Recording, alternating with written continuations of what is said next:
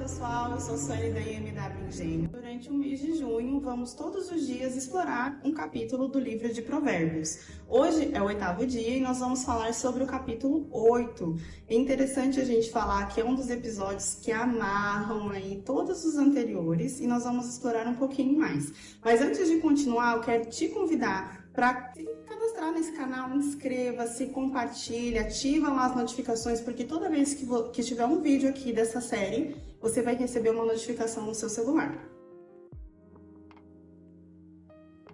Agora a gente vai fazer a leitura desse texto. Eu sei que o capítulo ele tem muito mais versículos e eu indico que você leia o capítulo todo antes de talvez assistir esse vídeo ou depois que você assistir. E eu vou fazer a leitura do versículo 1 até o versículo 11.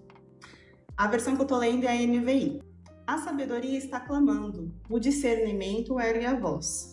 Nos lugares altos, junto ao caminho, no cruzamento, ela se coloca.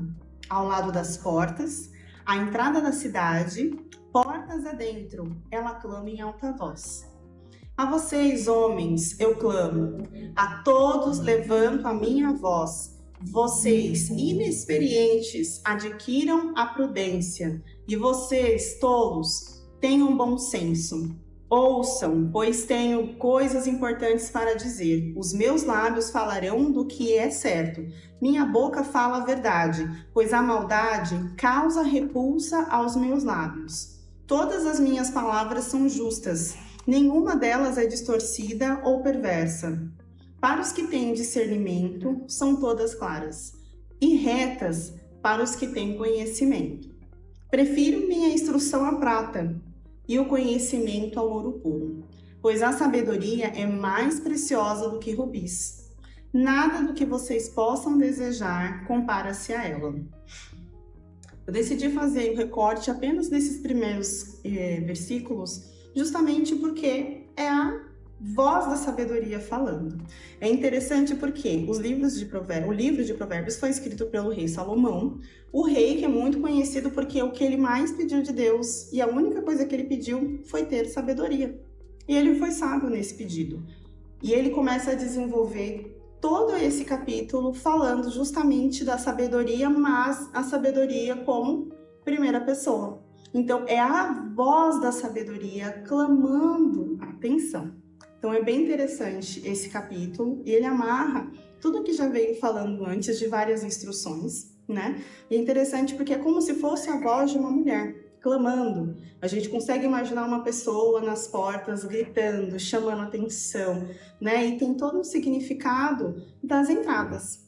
Então ela sempre se coloca neste momento de início de fala como se ela estivesse ou num pico alto, numa montanha onde ela pode ser ouvida, erguer a voz e isso se espalhar, a voz geralmente, se a pessoa está numa montanha, ela tem um eco, a voz ecoa, ela ganha corpo, né? Ele fala nas portas da cidade, né? Antigamente as portas da cidade eram uma porta só para entrar e para sair.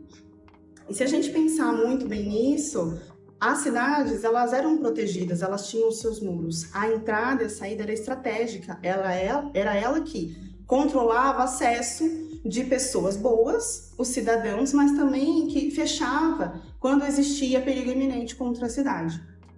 Então, depois ela se coloca dentro das portas da cidade, ou seja, para aqueles que estão lá dentro. Que porta tem um significado de passagem, né? A questão do ir e vir, a coisa do transitório. A gente vai chegar lá. Também fala, logo no início, que ela se coloca nas veredas, as portas das veredas. E vereda é um lugar, os cruzamentos, né? Quando a gente chega num cruzamento, quem dirige, quem tem um carro, chega num lugar, numa encruzilhada, você tem um lugar para ir para cá, um para a direita, um para a esquerda, significa que se você sabe onde você está indo, você vai ter que tomar a decisão de ir para o caminho certo. Então é um lugar de ponto de decisão também, né? Então é bem interessante a gente pensar nesse capítulo onde a sabedoria está falando, porque ela realmente quer ser ouvida. Salomão ele deixa bem claro isso logo nos primeiros versículos, né? Que é bem interessante. É interessante a gente pensar que a sabedoria ela está se colocando como uma pessoa, né? E aí logo nos primeiros versículos a gente descobre que a sabedoria, na verdade, é o próprio Deus. Então, vou até ler o versículo aqui em que ele fala. Cadê? Minha boca fala a verdade, pois a maldade causa repulsa aos lábios. Quem que é a verdade? Né? A gente já tem vários outros versículos que fala que Jesus é a verdade, é a luz do mundo. Então a gente já sabe quem está ali na frente, porque não existe outra verdade que não o nosso Jesus. E ele firma nesses primeiros capítulos, nesses primeiros versículos, a respeito de buscar o ouro, buscar a prata. Então ele está se colocando como um certo ciúmes. Olha, vocês estão buscando coisas que eu posso te dar, mas não é elas que você tem que buscar, é a mim, que sou eu que vou te dar. Então não tenta buscar a prata, não tenta buscar o ouro. O que vocês precisam buscar é a mim. Ele está clamando para buscar a sabedoria, e a gente entendendo que a sabedoria é o próprio Deus, é como se ele falasse assim, olha para mim, vem buscar a mim primeiro, me coloca em primeiro lugar. Então quando a gente coloca a sabedoria, Jesus, Deus em primeiro lugar, tudo o resto acontece. Ele deve ser a nossa prioridade. E a gente fazendo agora esse balanço em todos os episódios, eu tô aqui porque eu tô mexendo aqui, né? Tô com uma colinha. Ele fala do capítulo 12 ao 21, que é um outro pedacinho aí desse capítulo, mostrando que ele traz a prudência e o conhecimento. É a sabedoria que traz a prudência e o conhecimento. Então, se está me faltando, se eu estou ignorante, se está me faltando saber algo, que a ignorância é a ausência de certo conhecimento, né? Vamos deixar isso claro. E a prudência é você ser cuidadoso, você ser zeloso. Significa que essas coisas vêm da sabedoria. Vamos pensar de novo. A sabedoria é quem? É Deus, o nosso Senhor, aquele primeiro. Então, a gente, se buscar o primeiro, o resto vem depois. Esse texto é maravilhoso. Então, a sabedoria é a essência para a justiça, para uma liderança correta. É ela que oferece as riquezas duradouras, não aquelas coisas que a gente não pode tocar. Às vezes a gente tem coisas tão pequenas, uma roupa mais cara, algum objeto que às vezes a gente dá um certo valor, mas muitas vezes a gente não está buscando ter a nossa casa própria, ter um carro melhor, um carro seguro para você levar suas crianças para a escola. Por que não?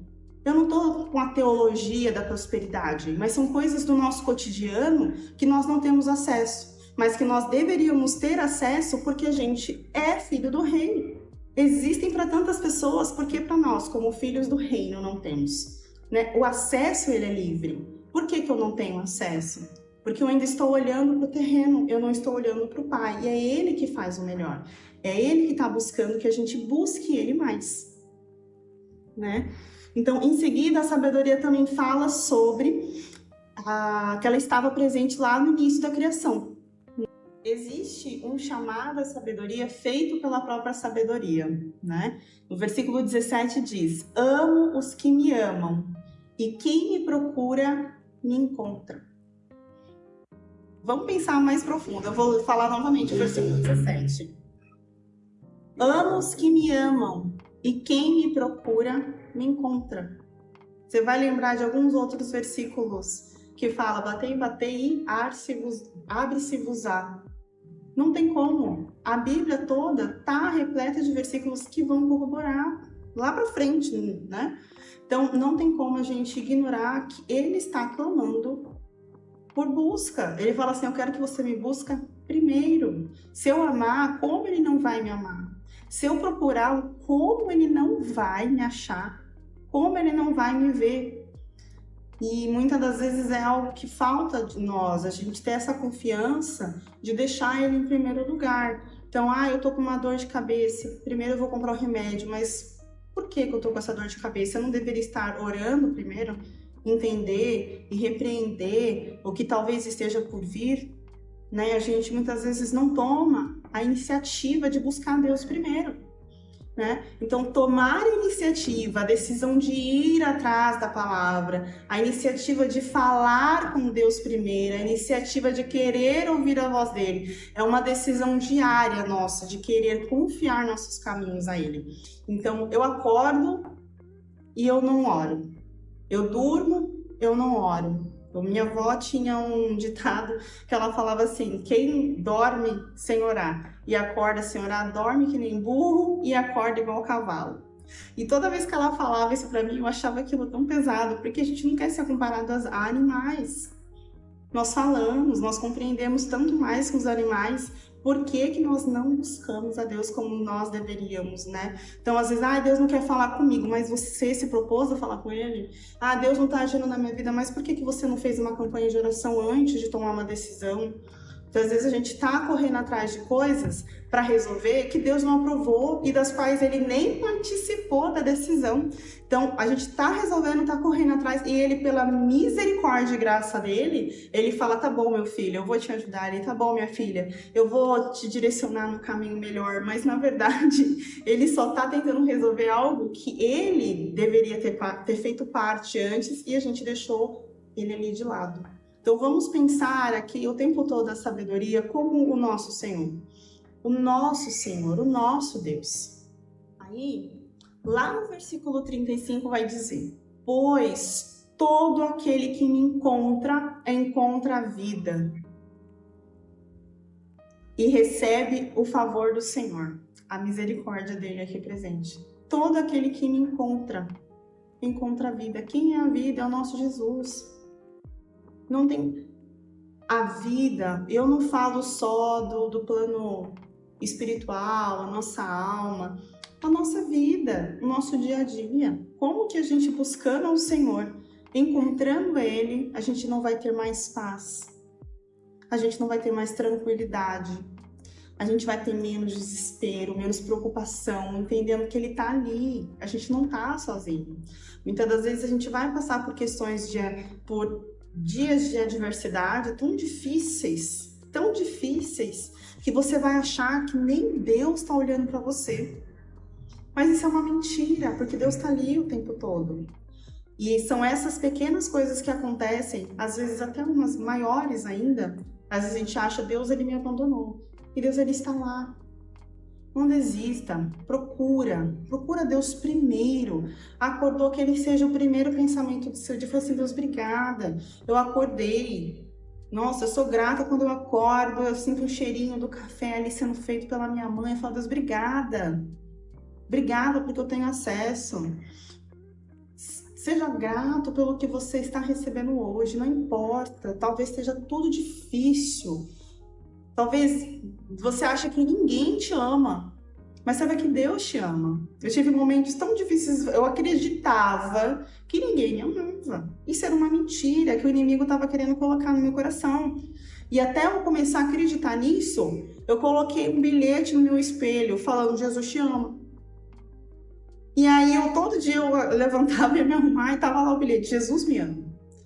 Pelo menos, Jesus me ama. Olha só, o único que você precisa que te ama, tá lá, ele tá assistindo você. Então, que você não perca a fé, não perca, não desista. Esse capítulo, ele é maravilhoso porque ele tá tentando falar o tempo todo. Me busca primeiro, me dá prioridade. Às vezes a gente ignora uma devocional mais caprichada, porque a gente correria, para quem trabalha, é corrido, a gente levanta cedo, quem tem filho vai levar filho na escola, vai arrumar, é corrido. Mas ele tá pedindo para que o nosso pensamento, nosso primeiro pensamento do dia seja ele. Seja entregar esse dia a Ele. Às vezes as pessoas falam, tem tanto tempo de adoração, tanto tempo de devocional. Deus conhece o seu coração. Ele sabe onde a sua mente está. Ele sabe o que você precisa. Ele sabe o tempo que você tem. E Ele sabe que assim que der, você vai dar mais tempo para isso. Mas que você esteja conectado ali o dia inteiro com o Senhor. Seja num louvor, seja conversando com Ele. Esteja conectado com Deus. Ele está clamando para que você o busque. A sabedoria, né, nesse capítulo. Ele está clamando, me busca primeiro, você vai ter tudo. Me busca primeiro que você vai ter tudo. É difícil ter uma confiança, sim, para alguém que muitas vezes você não pode ver. Mas se você for olhar tudo que já aconteceu na sua vida, você vai ter a prova que Deus existe, que Ele estava o tempo todo ali cuidando de você e da sua vida. Eu não vou me prolongar mais.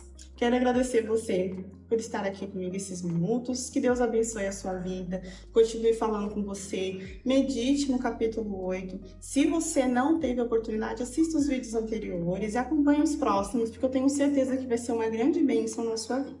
Deus abençoe você.